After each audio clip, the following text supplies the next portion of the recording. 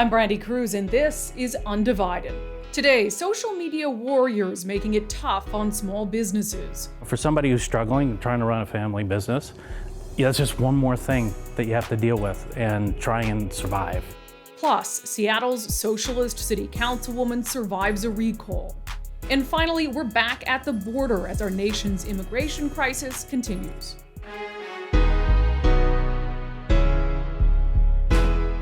I'm Brandi Cruz. Thanks for joining us on Undivided. And I have an exciting announcement today. I've been hearing from a lot of folks that you wanted me to be on Locals.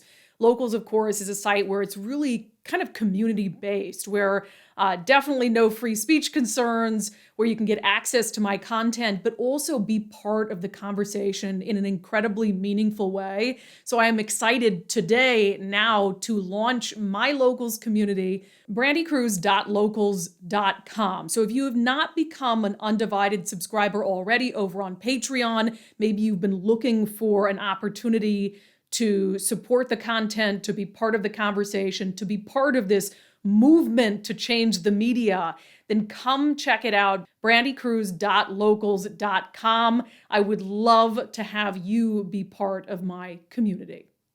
Now to King County, Washington, where people are required to show proof of a vaccination if they want to eat or dine indoors. It's a mandate where the onus has really been put on small businesses to try to enforce it. And of course, a lot of business owners aren't too pleased with that. One Auburn brewery says folks would rather go just a few miles down the road to the next county where there is no such mandate. And it doesn't help that social media warriors are waging a battle against small businesses. Let's get something out of the way.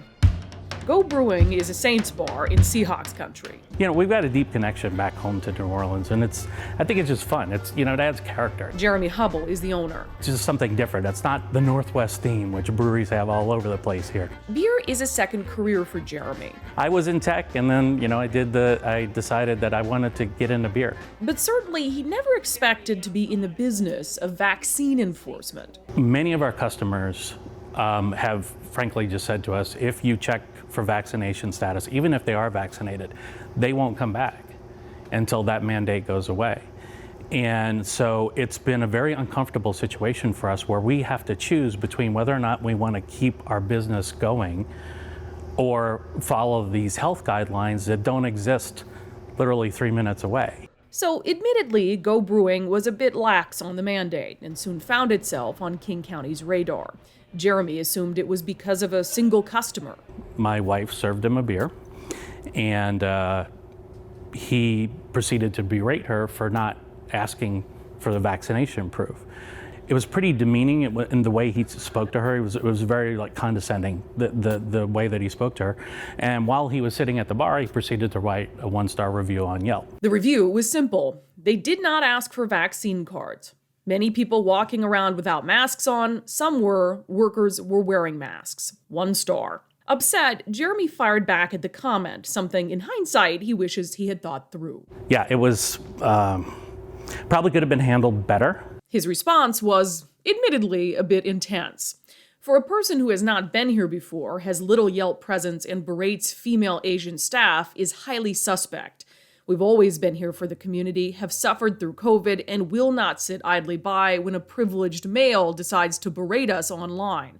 Enough is enough. Let's get through this together. Perhaps it was that response that made the customer take things a step further, because that very same day, according to records, a complaint was filed against Go Brewing with King County Health. The complaint did not ask for vaccine card. I think that led to further action down the road as a result of my response to his review. But little did Jeremy know that this wasn't the first complaint. There were others, 3 others to be exact, all of them made on the same day about 2 weeks earlier. None of which appear to have come from actual customers, but rather social media snitches, for lack of a better term. One of the complaints cited a, quote, conversation posted on Twitter by BeerGirl4304 about contacting them regarding checking vaccination or testing status, and the business responding about not being vaccination police for King County vaccination mandate. The Beer Girl account doesn't appear to exist anymore, but responses to it do. This user writing, "Gonna report Go Brewing Company to King County officials. Thanks for letting us know. Kiss." Sure enough, a second complaint came in from Twitter. Per posted screenshot on Twitter, Go Brewing has messaged to customers that it will not be enforcing the vaccine mandates. So, thanks to a few folks who don't even appear to be customers, Go Brewing had racked up multiple complaints, landing it on a list of, quote, escalated businesses of concern. And as a result, Jeremy started getting calls from the media. It just hit one day, and that's, for somebody who's struggling, trying to run a family business, that's just one more thing that you have to deal with and try and survive. Go Brewing is certainly not the only business to be called out by the keyboard patrol. An Olympia bar was the subject of an anonymous complaint when it posted these photos of a paint and sip night online. The nameless complainant wrote, "A paint night posted on Instagram with no masks worn indoors." Anonymous internet sleuths aside, some would argue it's perfectly reasonable for folks to expect businesses to follow the rules. Well, I think that's a valid point, and there are plenty of businesses that you can go to and they check for vaccinations. You have a choice, right? This is a capitalist, society, and you vote with your money, and that's fine. And Jeremy says it perhaps wouldn't be such an issue if all counties had to play by the same rules. But with some breweries not required to police vaccination status, the playing field is less than fair. How hard is it to be put in the middle of that mandate? To have a mandate, have to enforce it, and know as a result you could lose business? It's the uneven application of this mandate has meant that customers that have a choice, most of them choose to go outside the counties where they don't have to provide proof of vaccination, and in many cases not even have to wear masks.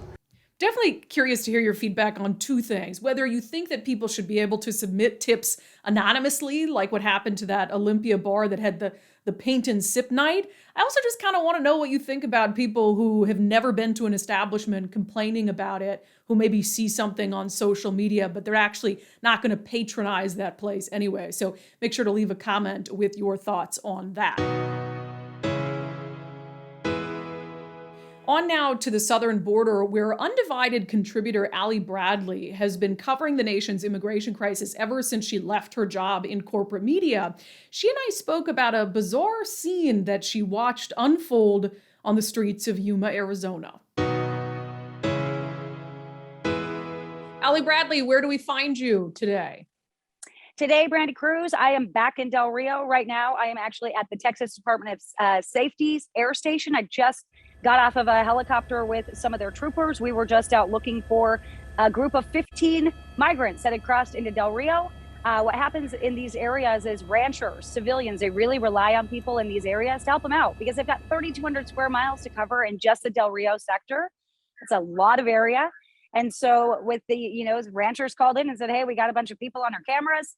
We need some help. So we went up there with the helicopter to assist the troopers on the ground. And it's crazy what they do. They get really low to the ground, Brandi. They kick up all the brush, and that brush is so thick. And the terrain that they have to go through and deal with to find people. I mean, you'd think it'd be easy. It is not at all easy for them. So at the air station today, and they're back up. They just went back up to go look for another group of 5.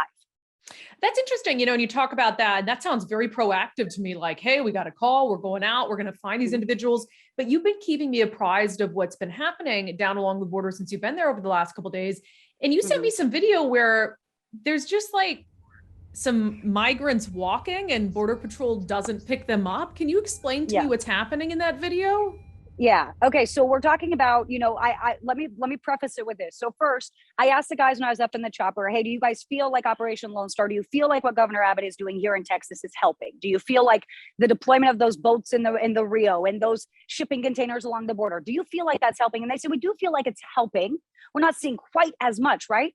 But they said, but if the border in Arizona isn't secure, it doesn't matter, right? And I've had a border agent tell me national security is on the back burner right now, Brandi, because they don't have the manpower. It's not about getting rid of immigration, but it's about supplementing their agencies with the manpower that they need to do their job. And right now, you saw those videos of about 100, 150 people. Now, those people were all up at the wall in Yuma, Arizona, where I was for the last 3 days. They were standing up there, some of them waiting for 8, 9 hours.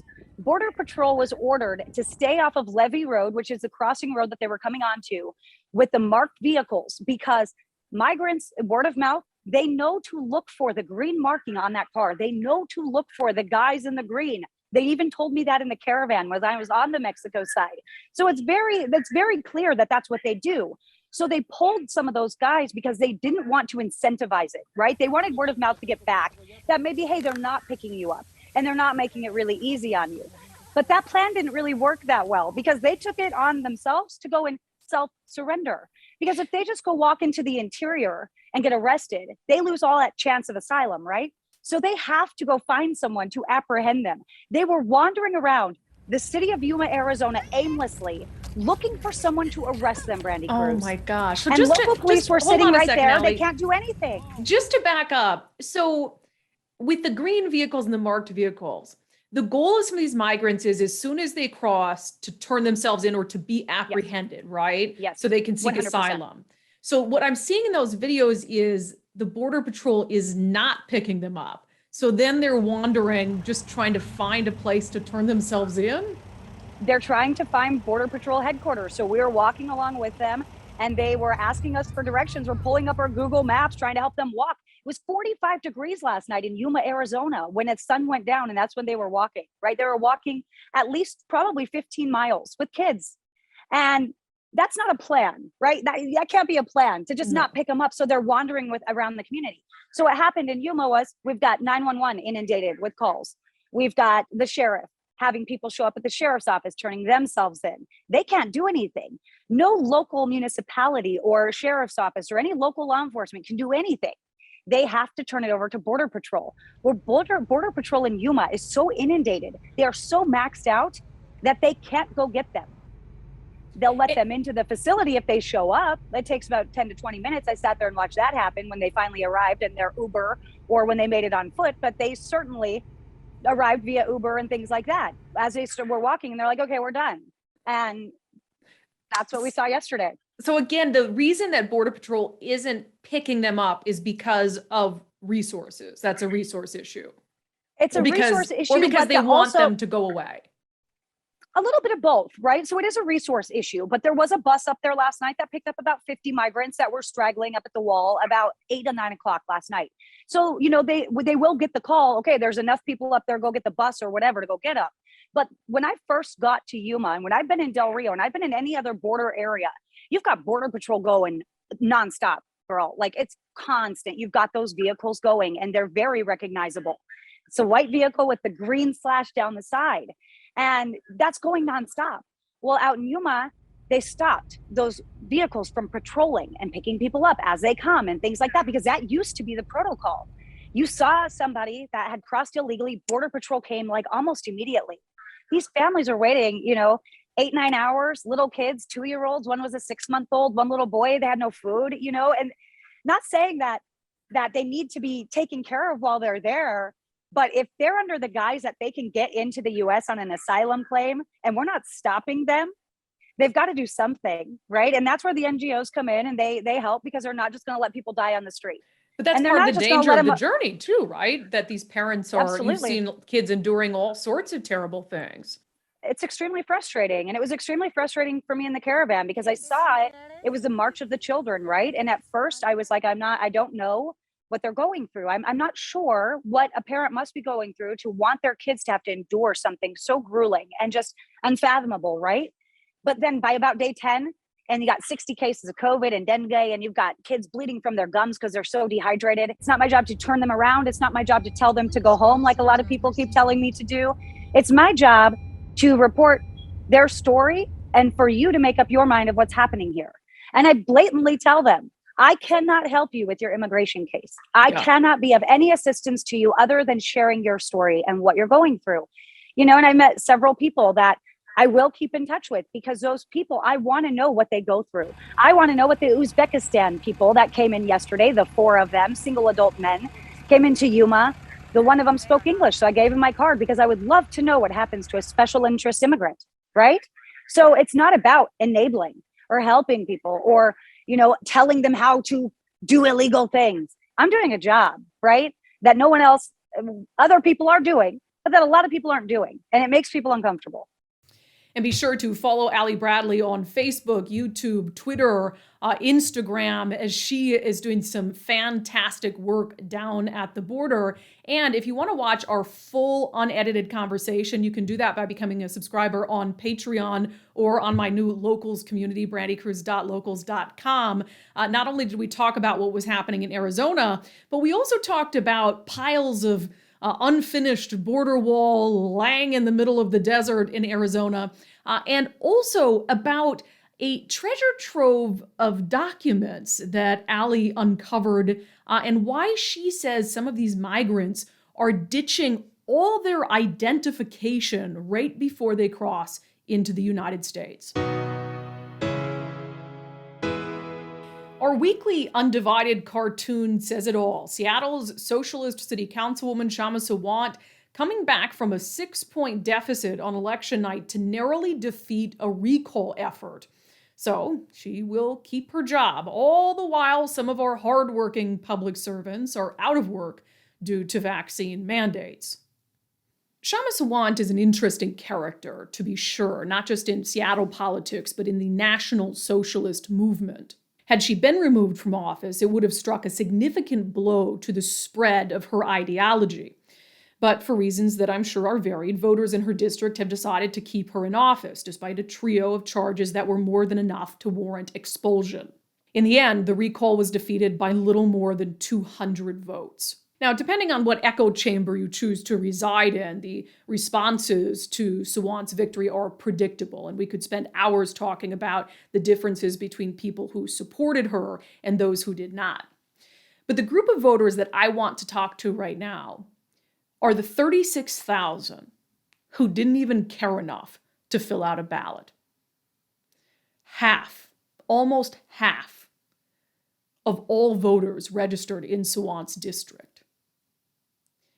Forgive me if I cannot grasp that level of apathy. Forgive me if I cannot comprehend why you wouldn't want to say in whether the most controversial politician in the city's history stays in office.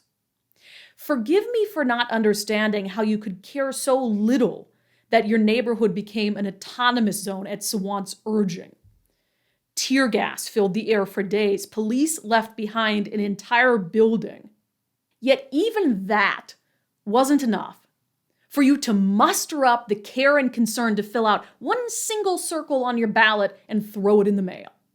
Love her or despise her, there is no doubting Sawant's significance and the power she has to influence what path Seattle takes at this pivotal point in time. So forgive me if I view your failure to vote as not only lazy, but dangerous. Because when people stop caring about the politicians who represent them, it becomes pretty damn easy for politicians to stop caring about the people they represent. Thank you so much for joining us on Undivided. If you have not become a subscriber already, I cannot continue to grow this movement without you. Starting today, there are now 2 ways for you to subscribe to Undivided content.